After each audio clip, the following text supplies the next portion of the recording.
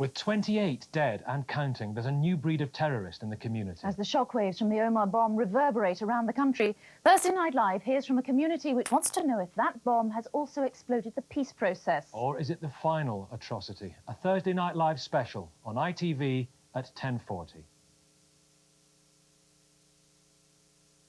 That programme change means that the latter part of your Thursday night on HTV now looks like this. The West Story, strictly Salsa, can now be seen on Thursday the 3rd of September at 10:45, while West Eye Views look at traffic proposals for Cheddar Gorge, originally planned for 11:15 tonight, will be shown later this autumn. In the West tonight, beach warning with contamination at Weston-super-Mare. Are bathers at risk from E. coli? And the waiting is over for the West's A-level students. But how did they all do?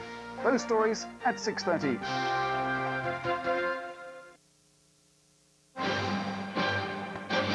From the studios of ITN, the early evening news with John Suchet. Good evening. Police revealed this afternoon that they've traced the last minutes of the car that carried the bomb to Omagh and brought the worst terrorist atrocity to Ireland in 30 years. 2 men were seen abandoning the Vauxhall Cavalier. It had been stolen in the Irish Republic.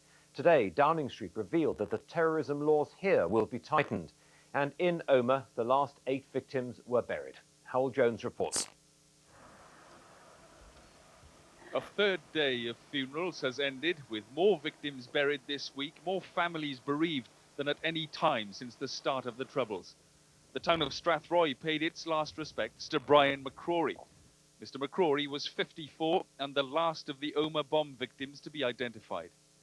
Sinn Féin's chief negotiator, Martin McGuinness, was among the mourners at a funeral filmed with the family's consent. There will be scars, emotional and deep, which may take a long time to surface. But each one of us has our own story. The stories of the RUC officers who helped the injured and dying are humbling. Today they spoke for the first time. It was just horrendous. It's something I'll never want to see. I'll never want to hear them screams ever again. How do you maintain your composure when you're faced with that kind of scene? I've just kept myself working. I'm scared to stop working. The RUC has released more information about the stolen Vauxhall Cavalier used in the attack. It had been brought over the border from County Moynihan. 2 men drove it into Omagh, then parked it in a vacant spot in Market Street just behind me before disappearing into the crowd. Around 40 minutes later, the bomb exploded. Hywel Jones, ITN, Omagh. The government's plans to toughen anti-terrorist laws in line with Ireland's could mean the evidence of a senior detective would be enough to convict suspects. Speaking in France, Tony Blair said he was determined to do whatever was necessary. Here's our political correspondent, Hugh Pym. After Dublin's emergency security package, welcomed by Northern Ireland's First Minister at a meeting with the Irish Prime Minister, the focus is on the British government's response, and Tony Blair moved swiftly today to confirm plans to tighten laws on membership of terrorist groups. The first step in this is to make sure that we toughen the laws properly so that we can secure convictions for people who are going to be convicted of offences of being members of prescribed organisations. In that, Mr Blair is moving in step with Bertie Ahern, but he's been urged to go further and bring back powers which would allow the reintroduction of internment. The Irish are in the position that they cannot contemplate a resort to internment because there's no parallel legislation in Northern Ireland, and were they to do so, then people could flee from the Republic of Ireland to Northern Ireland, and we would be unable to deal with them here. The Tories say the government was wrong to scrap the power.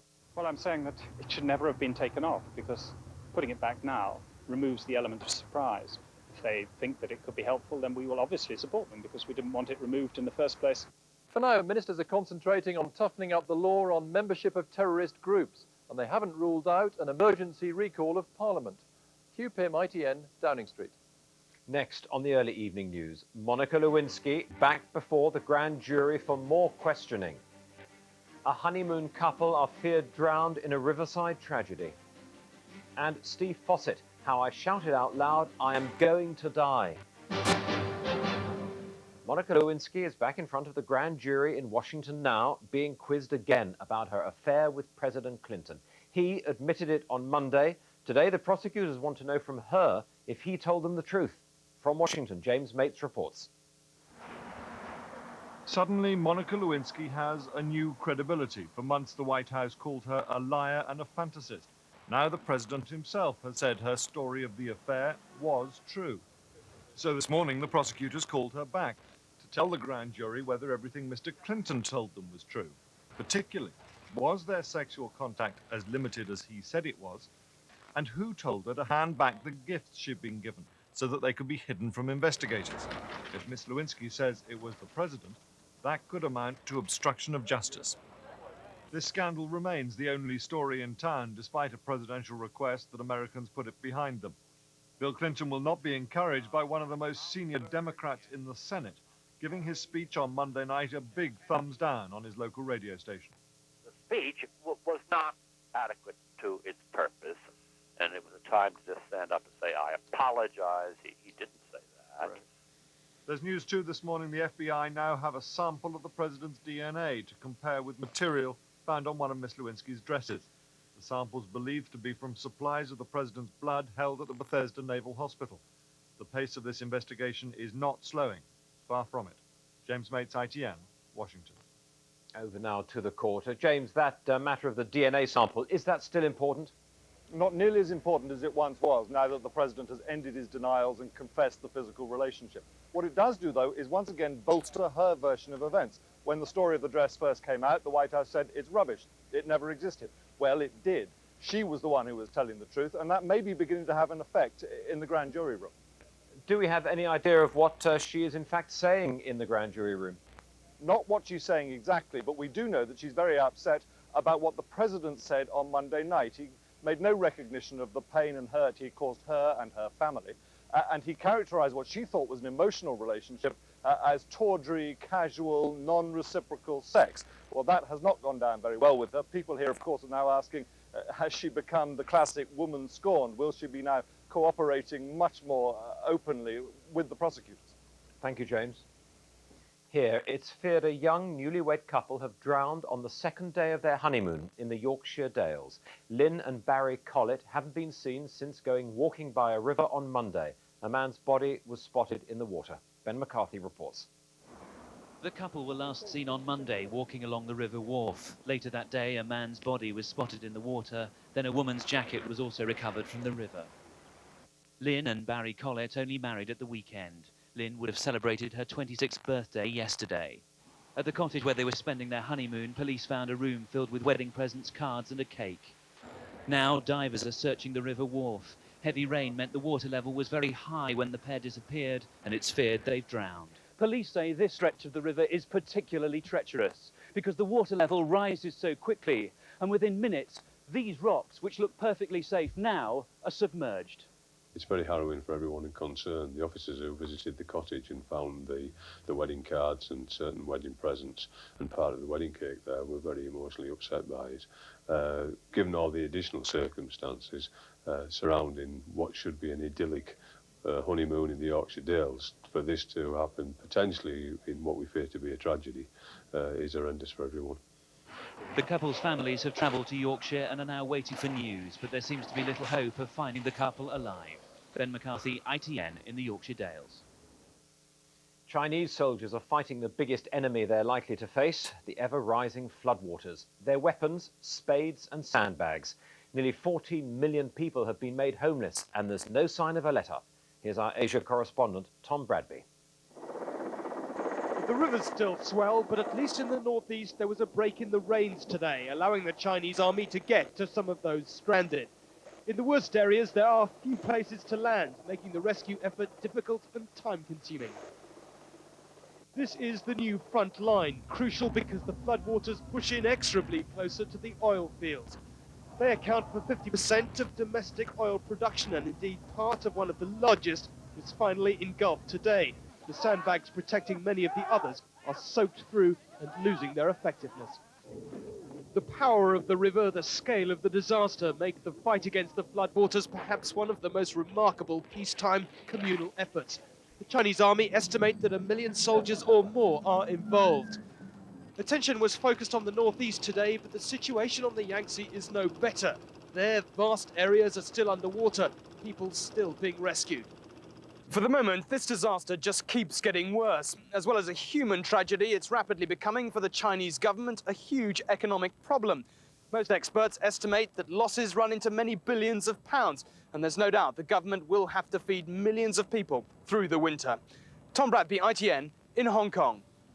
More than 200,000 teenagers in England, Wales and Northern Ireland got their A-level results today, and the overall pass rate was better than ever. It was nearly 88%. Again, there have been suggestions exams are getting easier. Here's Shuli Ghosh. These university staff are dealing with students who didn't get the grades they expected.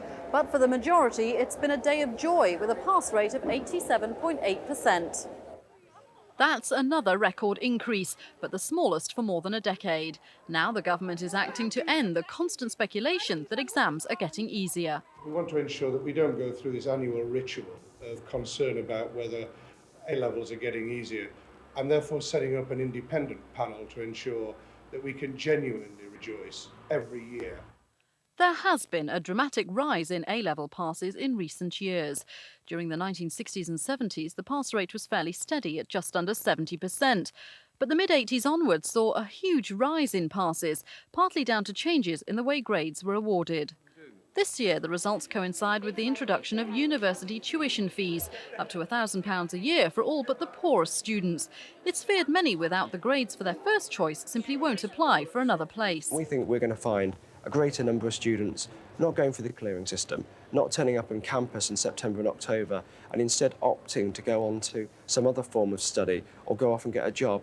Admissions officers say it's too early to tell what the impact of tuition fees will be, but they're still predicting that all their vacancies will be filled. Shuli Ghosh, ITN at South Bank University in London.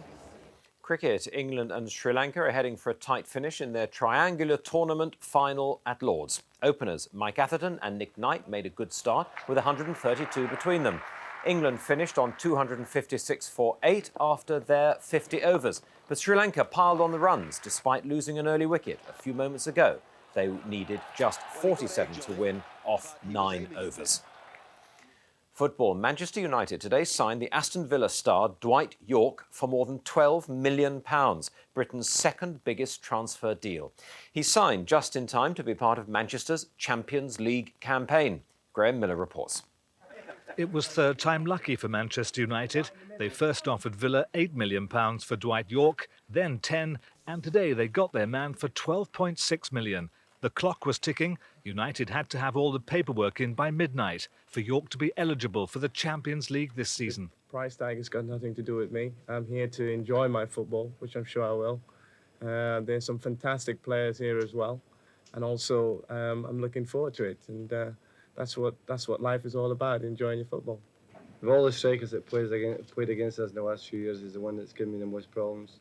Yorke's transfer has been on the card since July. The 26-year-old Trinidad and Tobago striker has agreed a 5-year contract, and it takes Manchester United's summer spending spree to almost £27 million.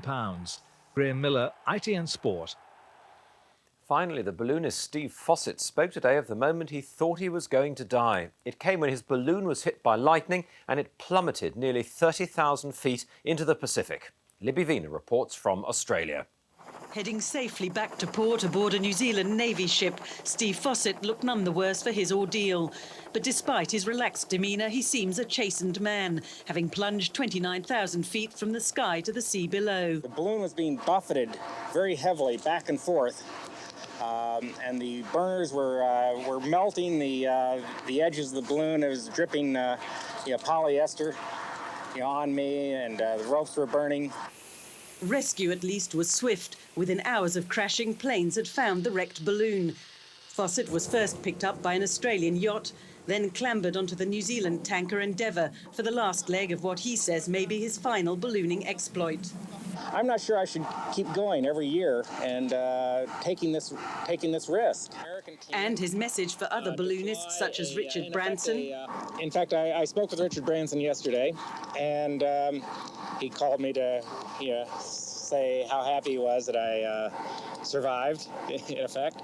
And I pointed out that, there's so much that we don't understand about the behavior of balloons at altitude and that this is very dangerous. He may have travelled further around the world in a balloon than anyone else, but for the moment for Steve Fossett, that seems quite far enough. It leaves the field open to other contenders, including Richard Branson, to try and snatch this elusive aviation prize. Libby Wiener, ITN, Townsville. On News at 10 tonight, more on the government's move to match Dublin's crackdown on terrorism after the Omagh tragedy. Plus, 3 years since the fighting ended in Bosnia, the peacekeepers' job is far from over. A special report on how British troops are making friends. And the main news is the latest on the Omagh bomb. Police have revealed they've traced the last minutes of the car that carried the bomb. That's Thursday's early evening news. I'll be back with news at 10. Till then, bye-bye.